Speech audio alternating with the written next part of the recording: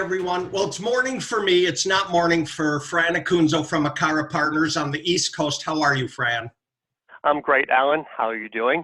Good. It's always good catching up. I know we bump into each other over the years, but there's nothing like a crisis to bring everybody together, right? Well, I guess that's true. At least Yeah, through a Zoom webinar or a Zoom call, right? exactly. Well, and as I said to you right before we started taping, I saw that there was 200 million new Zoom signups in the month of March. So I don't want to call any of this the new normal because I'm always the eternal optimist that we will come out the other side of this and things will be better. But You will. now that people are on Zoom, I'm not unhappy about it either, for that No. Yep. Agreed. matter. Yeah. Tell me what's going on the East Coast. You're in Connecticut, right? Yeah, we're in Connecticut. Things are not as bad as New York City, but as you go into like Fairfield County, it's worse. We're in New Haven County, which is right the mid-shore, right on Long Island Shore there. I think there has been only 30 or 40 cases in my small town here that have been announced and diagnosed, and only one death. So it really hasn't impacted us yet. I say yet because it seems like it's spreading out from New York, and so we're probably a week to a week and a half behind where New York has been hit.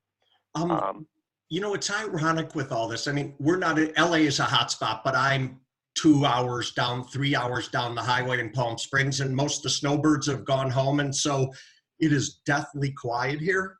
But we are not a hotspot, but I'm practicing stay at home. I mean, that my team works from home across the country anyway. So this Right. isn't terribly different other than as we lamented in a team meeting the other day. Last year, we were at 51 trade shows between the six of us. Wow. Okay, I did 3 at the beginning of the year. And then it stopped, right? I mean, that's somewhat same here. We don't do nearly that many, but we have right now just over 20 people here at the office that are not here at the office. It's me here in Connecticut, in Branford, at our offices. So everybody else is working from home. Fran, tell me what you're doing. I know you have a good focus with medical spa, even though you cover most of the spa channel businesses, but tell me what your conversations are like with your clients. A little scary. I mean, people, are worried about money, about their team. They want to know if they should furlough. Should they just let them go? Is it going to come back? The feeling is, furlough your team. This is not forever. This hopefully will be 30 to 60 days, and apply for everything you can apply for as it comes down to government funding. Look at your city level, county and state, mostly city and county, state. Definitely take advantage of the emergency disaster loan. Definitely take advantage of the $10,000 that goes with that just for applying the grant. The PPP, the payroll program that just came out through the CARES Act, you want to submit. It looks like it's going to be a really easy application. I was just having a conversation with my banker about it. Literally, all it's going to take a bank is to rubber stamp a 2-page application, and you will get 2.5 times the average payroll that you have. So that's going to be great. I just don't know how fast it will be. The application is going to be available tomorrow. If what they say is true, it may not be. We are in a state of flux with all of this. So there's security through these government funds. I mean, I know it's scary times, but there's relief coming, and it's going to come soon. Right. And that's reassuring our clients. I like your positive attitude, and I appreciate it. No going down Alice's rabbit hole here. So no, yeah. It's ironic that up until, I've said this a couple times now, up until last Monday, man, it was negative. And all of a sudden Monday, I start talking to some spa directors and owners, et cetera, who said, all of a sudden with the program, even though it hasn't rolled out yet completely, it's metaphysical, right? You're mentally and physically now feeling better that there's some action, there's some things happening. I agree with what you said. I wrote down apply for all. I also think this is going to be short and deep. The caveat to that is people behave. When they say don't gather, they actually mean don't gather. Yeah, I know. Completely. You're not special. You don't get to gather, right? Yeah. No, and we're doing Friday happy hours by Zoom. About 8 of us. We did it once already. We're doing it again this Friday.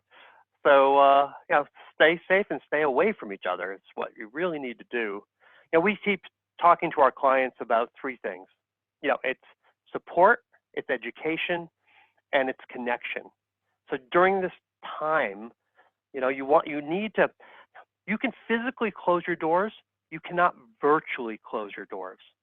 So provide your clients and stay connected with support on social media that you actively utilize. FaceTime people, the Facebook Live, Instagram Live, and provide that support, provide the education.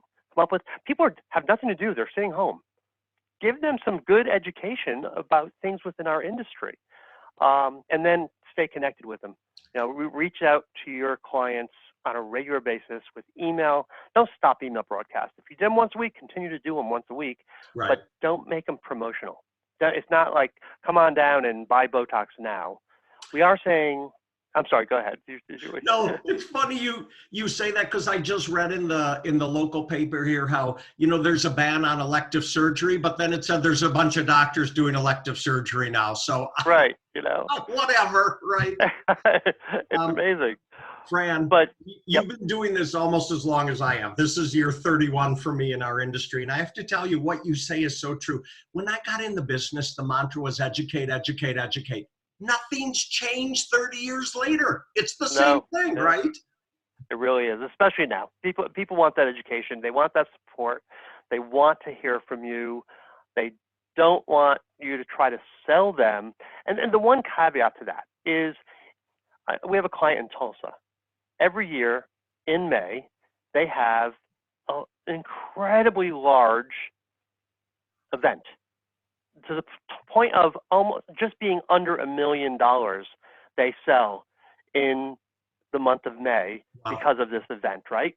So it is ingrained, it is culturally a part of that city, that May and November, they do 2 times a year. So we're saying to them, it would be a good distraction for people. It's not like you're taking advantage of the times that we're in. You're doing what everybody expects you to do, but do the event online. So if there's an event that you normally do during this time, whether it be April, May, or June, do the event, but do it virtually, right? And because it's culturally expected that this is the time of year that they always do that event. It's not overly promotional in a sense that it's an educational event, but it's also a time where they do promotions for the event. That is well said. This is not like Wimbledon, where if they don't hold the tennis tournament, people will freak out, even though they're freaking out anyways, right? Yeah, right. I fully agree with you. This part about, and we've been talking about this with our vendor partners as well. We say, don't stop marketing with us. You just have to add a message of empathy in there, but people still want to hear from you. You need to probably need to hear from them more now than they did a month ago, right? Right. And, Mother's Day is coming up.